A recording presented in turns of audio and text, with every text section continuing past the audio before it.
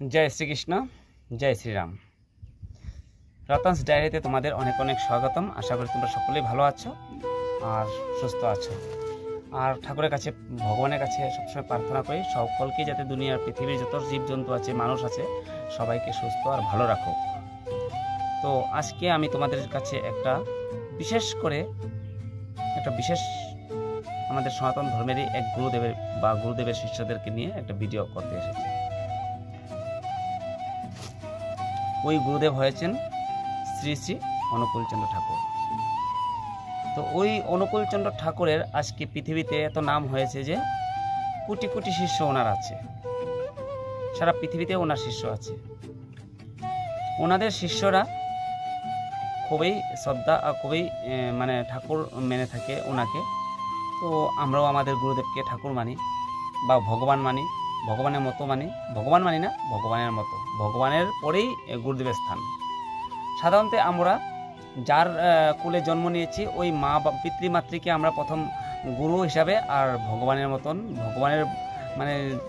ভগবানের পরেই মা বাবাকে পাই আর মা বাবাকেই প্রথম গুরু হিসাবে পাই। তারপর স্কুলে শিক্ষা নিতে গিয়ে স্কুল টিচারগুলো যে শিক্ষকগুলোকে গুরু রূপে পাই। তারপর যে আমাদের ধর্ম দেয়, শিক্ষা দেয়, ধার্মিক শিক্ষা দেয়, নাম দেয়, দীক্ষা দেয়, ওনাদেরকে আমরা ভগবান বলে রেসপেক্ট করি, ভগবানের মতোই পূজা করি, রেসপেক্ট করি।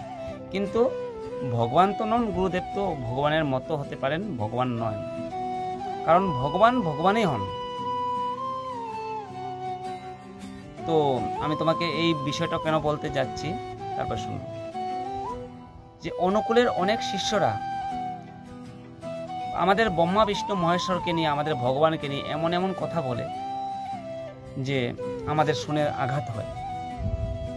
আমরা কোনো গুরুদেবকেই খারাপ বলতে চাই না, কোনো গুরুদেবকেই আমরা কম ভাবি না, সবাইকে আমরা ভগবানের মতোই রেসপেক্ট করি। কিন্তু যখন অনুকূল ঠাকুরের বড় বড় শিষ্যরা এসে সোশ্যাল মিডিয়াতে বলবে যে ব্রহ্মা বিষ্ণু মহেশ্বর ওনারা কোনো ভগবান নন, ব্রহ্মা বিষ্ণু মহেশ্বরকে অনুকূল ঠাকুরই জন্ম দিয়েছেন, অনুকূলকে ব্রহ্মা বিষ্ণু মহেশ্বর সৃষ্টি করেননি।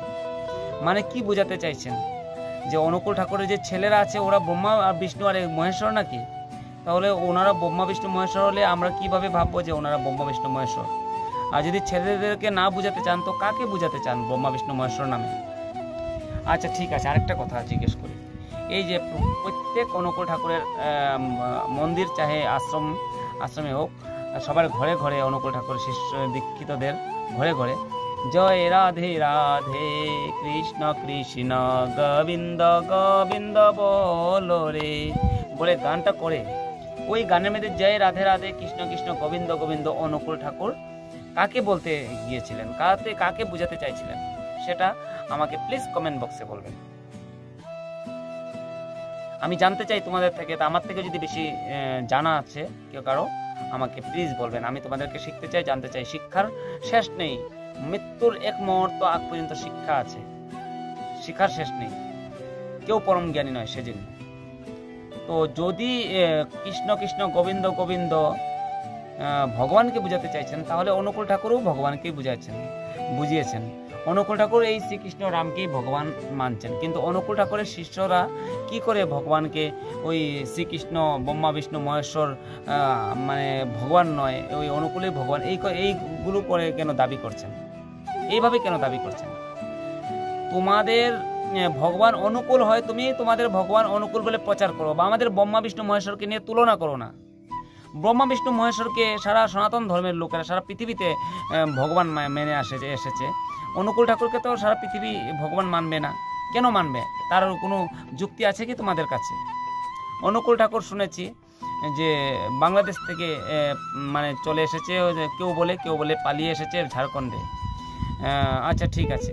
তো অনুকূল ঠাকুর মানে কাছে এমন কি গুণ আছে, যে ঐশ্বরিক গুণ আছে যে আমি ওনাকে ভগবান বলে আমরা মানতে চাইব?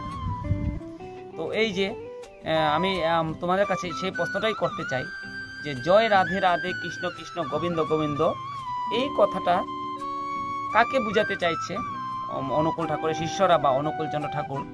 আর অনুকূলচন্দ্র ঠাকুর কেনই বা শ্রী শ্রী অনুকূলচন্দ্র ঠাকুর হয়? উনি কি মানে কোথা থেকে শ্রী শ্রী আসলো? উনি কি নিজেই লাগাতেন শ্রী শ্রী নামের পাশে, নাকি শিষ্যরা লাগিয়েছে, নাকি কোনো উপর থেকে মানে দিব্যবাণী হয়েছে যে উনি শ্রী শ্রী লাগাতে হবে আর ঠাকুর লাগাতে হবে চক্রবর্তীর জায়গায়, সেটাও আমাকে খুলে বলবেন। আর তোমাদের শিষ্যদের জন্যই আমরা এক গুরুদেবের উপরে আঙ্গুল ওঠাতে বাধ্য হয়েছি, আর অনেকেই আঙ্গুল ওঠাচ্ছে। আর আমার এই ভিডিও আমরা কোথা থেকে জানতে পারছি, আমরা এগুলো যে ইউটিউবে গুগলে আপনার সার্চ করলে পাবেন, আর আমার ডিসক্রিপশন বক্সে আর আমার এই যে বলে টাইটেলের পাশে লিঙ্ক দেওয়া থাকবে, তোমরা লিঙ্ক দেখে নিও, ভিডিওগুলি ওয়াচ করে নিও।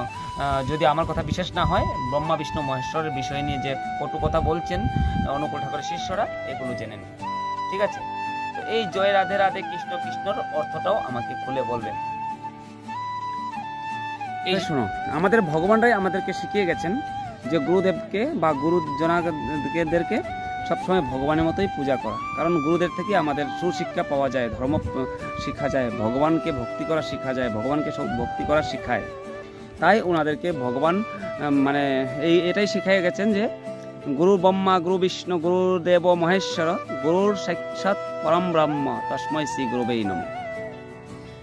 তো তার অর্থ সেটা নয় যে যে কোনো কেউ এসে বলবে যে ব্রহ্মা বিষ্ণু মহেশ্বর কেউ ভগবান নয়।